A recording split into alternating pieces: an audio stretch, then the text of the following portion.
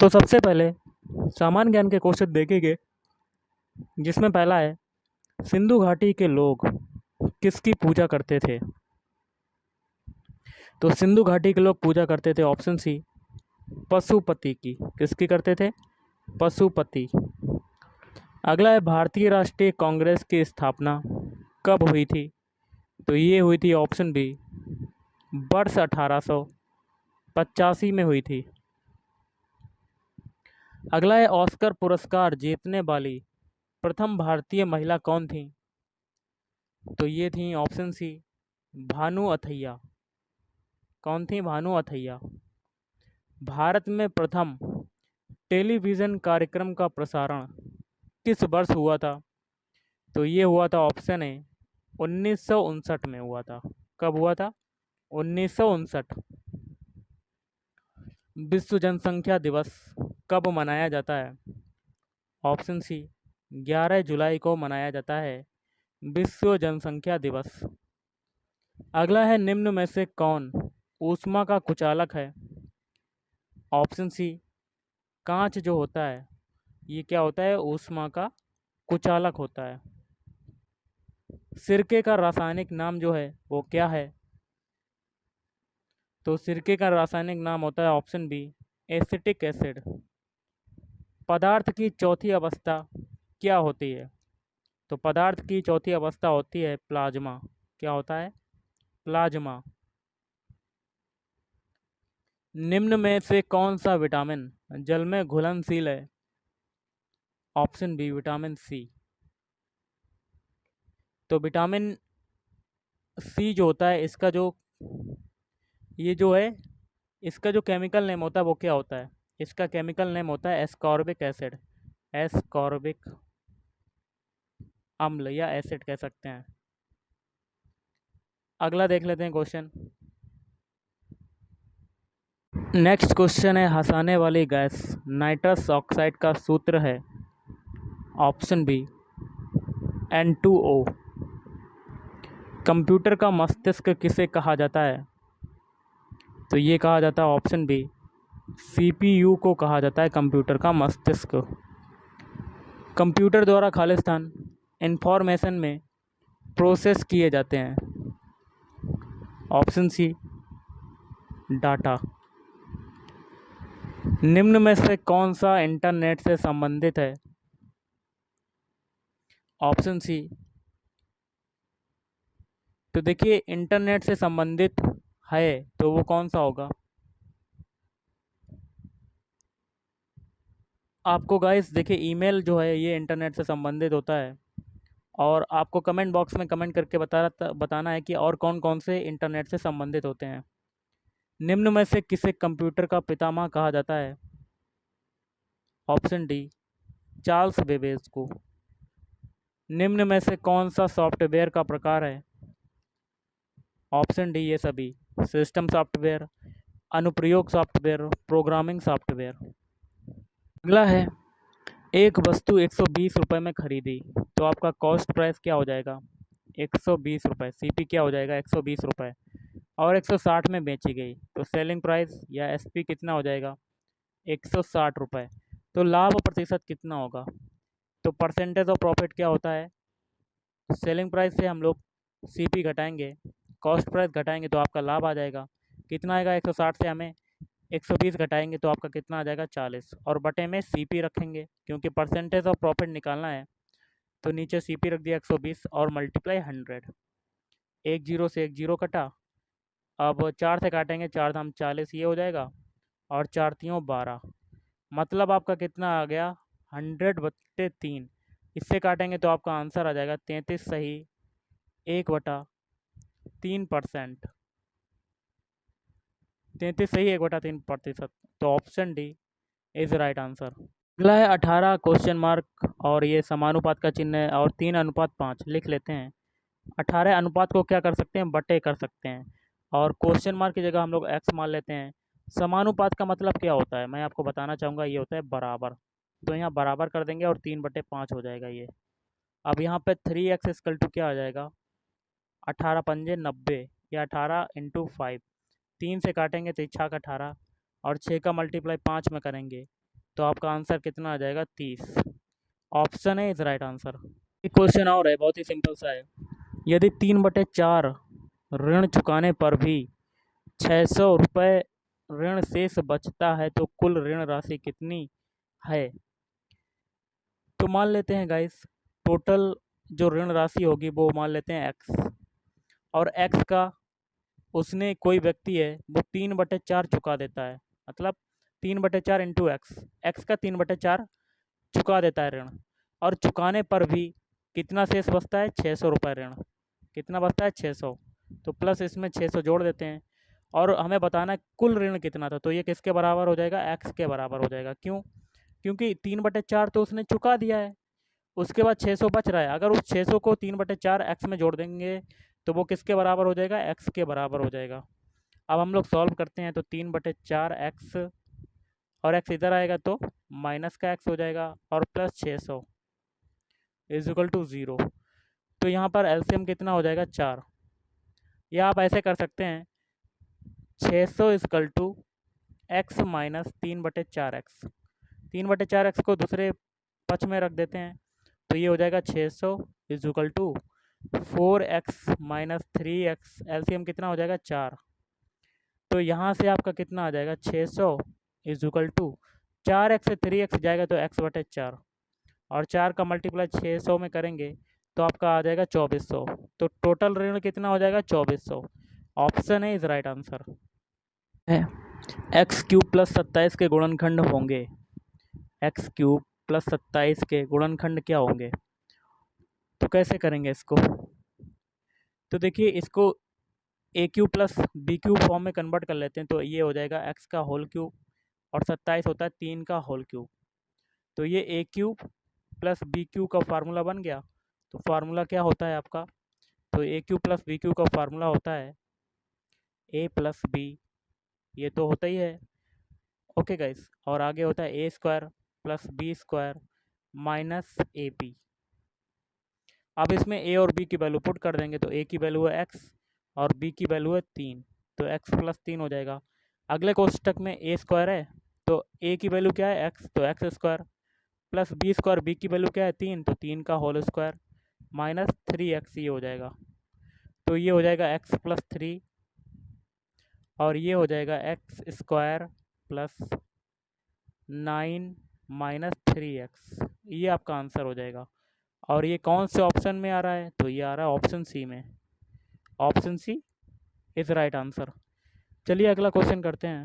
Next है x, x + 2, x + 4 अभाज्य संख्याएं हैं, तो x का मान क्या होगा? तो अभाज्य संख्याएं कौन सी होती हैं? जो स्वयं से करती हैं और एक से करती हैं, वो होती हैं अभाज्य संख्याएं। तो इसके आधार पर हम लोग x की वैल्यू क्या मान लेंगे? 3, तभी हमारी सभी संख्याएं निकलेंगी। ओके, तो हमारा आंसर क्या हो जाएगा? 3। तो पहले में हम लोग x में रखेंगे तो आपका 3 आ जाएगा। दूसरी अभाज्य संख्या क्या है? x + 2 है, तो इसमें रखते हैं, तो 3 + 2, तो आपकी अभाज्य संख्या क्या आ गई? 5। अब तीसरा है x + 4, तो 3 + 4 कितना हो जाएगा? 7। ओके, तो आंसर क्या हो जाएगा? Option A is right answer. अगला, यदि a बराबर 2, 4, 6, 7 और b बराबर है मझले कोष्टक में 6, 7, 8, 9, तो b - a की वैल्यू क्या होगी? तो b - a, तो b बराबर क्या है? छोटे कोष्टक में है 6, 7, 8, 9, और माइनस लगाएंगे। a बराबर क्या है? 2, 4, 6, 7। तो b - a निकालेंगे कैसे? तो ऐसी संख्याएं चुनना जो दोनों में कॉमन ना हो। देखिए, 6 इसमें है, 7 इसमें है, 6 इसमें है और 7 इसमें है, दोनों में कॉमन है। लेकिन हमें निकालना है बी से स्टार्ट करना, तो बी में देखिए कौन कौन सी संख्या है? 8 और 9, जो कि ए में नहीं है। तो आपका आंसर क्या हो जाएगा? 8, 9। तो option C is right answer. अगर a - b पूछा जाता तो आपका आंसर हो जाता 2, 4। अगला क्वेश्चन है संख्याएं दी हुई हैं 18, 17, x, 23, 29 का औसत है 23। तो औसत क्या होता है? औसत आपका दिया हुआ है 23। औसत क्या होता है? पदों का योगफल बटे पदों की संख्या। पद आपके कौन कौन से हैं? 18 प्लस, क्योंकि पदों का योगफल करना है, तो 18 + 17 + x प्लस 23 + 29, और बटे पदों की संख्या। पदों की संख्या कितनी है? 1, 2, 3, 4, 5। तो बटे में 5 आ जाएगा। अब 23 का 5 में मल्टीप्लाई होगा तो आपका कितना आ जाएगा 115 इज इक्वल टू, अब 18, 17, 23 और 29 को जोड़ेंगे तो आपका कितना आ जाएगा 87 और प्लस एक्स और हो जाएगा। तो 75 करेंगे तो एक्स बराबर 115 माइनस 87, तो एक्स की वैल्यू आपकी क्या आ जाएगी 28। Option B is right answer. तो गाइज आज का लास्ट क्वेश्चन है, एक 100 मीटर लंबी रेलगाड़ी एक बिजली के खंभे को 20 सेकंड में पार करती है, तो आपकी लंबाई लेंथ कितनी है एल बराबर मान लेते हैं दिया हुआ है आपका 100 मीटर, और इस टाइम कितना है टी बराबर 20 सेकेंड। तो हमें स्पीड बतानी है, तो चाल बराबर क्या होता है दूरी बटे समय, मतलब 100/100। तो ये काटेंगे तो आपका आ जाएगा 5 मीटर प्रति सेकेंड आएगा, लेकिन आंसर आपका ऑप्शन में किलोमीटर प्रति घंटा में दिया है।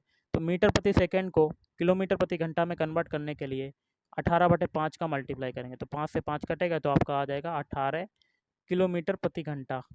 Option D is right answer. तो गाइज आज के इस वीडियो में इतना ही। थैंक यू, धन्यवाद, आपका दिन शुभ रहे। बेकिंग सोडा का रासायनिक नाम जो होता है वो क्या होता है, वो होता है option C sodium carbonate. Vitamin C का रासायनिक नाम क्या है, इम्पोर्टेंट क्वेश्चन है। तो विटामिन सी का रासायनिक नाम होता है option B ascorbic acid, ascorbic अम्ल। और इसकी कमी से जो रोग होता है वो होता है स्कर्वी रोग। मसूड़ों में क्या होता है सूजन आ जाती है, खून बहने लगता है। अगला रतौंधी किस विटामिन की कमी के कारण होता है, इम्पोर्टेंट क्वेश्चन है। तो विटामिन ए की कमी के कारण। लॉफिंग गैस का रासायनिक नाम क्या है, तो लॉफिंग गैस का रासायनिक नाम है option A nitrous oxide.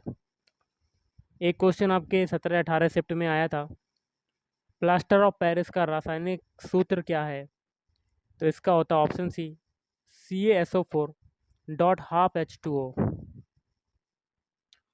Vitamin C का सबसे अच्छा स्रोत जो होता है वो क्या होता है, तो विटामिन सी जो होता है वो खट्टे फलों में पाया जाता है, तो ऑप्शन सी हो जाएगा आंवला। अगला है बेरी बेरी रोग किस विटामिन की कमी के कारण होता है, तो ये होता है ऑप्शन सी विटामिन B1 की कमी के कारण। अगला है बसा में घुलनशील विटामिन कौन सा है, इंपॉर्टेंट क्वेश्चन है। तो ऑप्शन डी सभी, of vitamin A, vitamin D, vitamin की, ADE के, ये सभी क्या होते हैं बसा में घुलनशील होते हैं। और विटामिन बी और सी ये होते हैं जल में घुलनशील।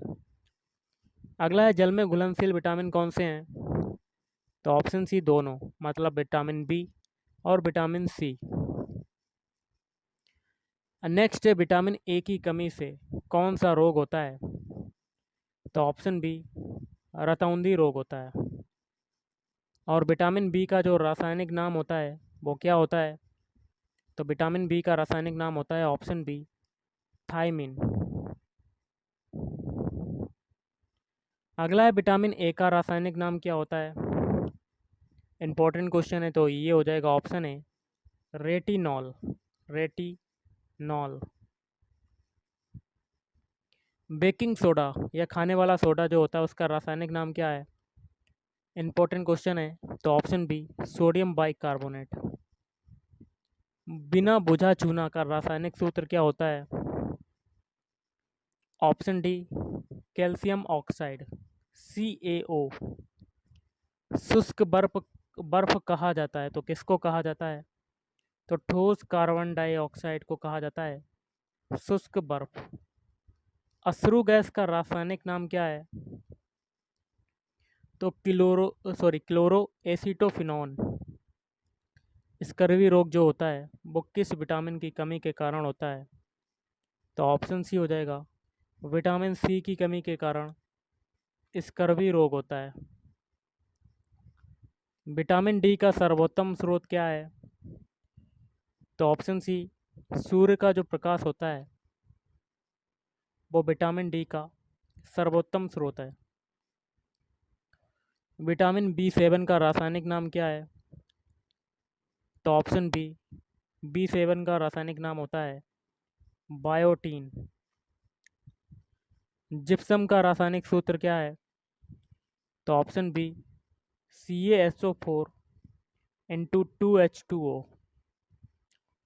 अगला है बंध्यता किस विटामिन की कमी के कारण होता है? तो ऑप्शन सी विटामिन ई। विरंजक चूर्ण का रासायनिक नाम क्या होता है? तो विरंजक चूर्ण का रासायनिक नाम होता है ब्लीचिंग पाउडर। Option D. साधारण नमक का रासायनिक नाम क्या है? तो option A sodium chloride NaCl। Vitamin के का रासायनिक नाम क्या है? तो ये हो जाएगा option B phylloquinone. Marsh gas किसे कहते हैं? तो इम्पोर्टेंट क्वेश्चन है, तो मीथेन को कहते हैं मार्स गैस। इम्पोर्टेंट क्वेश्चन है, लगा लेना आप। भारी जल का रासायनिक नाम क्या होता है? तो ये होता है ऑप्शन सी ड्यूटेरियम ऑक्साइड D2O। भारी जल का रासायनिक सूत्र क्या होता है? Option C D2O। मछलियों के यकृत के तेल में कौन सी विटामिन की बहुलता होती है? तो ऑप्शन डी हो जाएगा विटामिन डी की। कौन सा विटामिन गर्म करने पर नष्ट हो जाता है? तो विटामिन सी खट्टे फलों में पाया जाता है। विटामिन डी की कमी से होने वाला रोग कौन सा है? तो रिकेटस। विटामिन डी की कमी से रोग जो होता है रिकेटस होता है, मतलब बच्चों की जो हड्डियां होती हैं छोटे बच्चों की वो टेढ़ी मेढ़ी हो जाती हैं। नेक्स्ट क्वेश्चन है विटामिन शब्द किसने दिया? तो ये दिया था option C vitamin C. Vitamin शब्द जो दिया है वो दिया है फंक ने। प्लास्टर ऑफ पेरिस का रासायनिक नाम क्या है? Option D calcium sulphate hemihydrate. Gypsum का रासायनिक नाम क्या है? तो कैल्शियम सल्फेट। कोबाल्ट जो होता है वो किस में पाया जाता है? तो विटामिन B12 में। B12 में क्या पाया जाता है? कोबाल्ट पाया जाता है CO। रक्त को थक्का बनाने में सहायक कौन सा विटामिन होता है? रक्त का थक्का बनाने में विटामिन के का महत्वपूर्ण रोल होता है। विटामिन ए तथा V के आविष्कारक थे? तो मैकुलन। कौन थे? मैकुलन। विटामिन सी का आविष्कार किया था, इम्पोर्टेंट क्वेश्चन है, तो होलकट ने। ऑप्शन सी होलकट। एक और मोस्ट इम्पोर्टेंट क्वेश्चन है अम्लराज एक्वारजिया मिश्रण है, तो ऑप्शन है HNO3 प्लस HCl।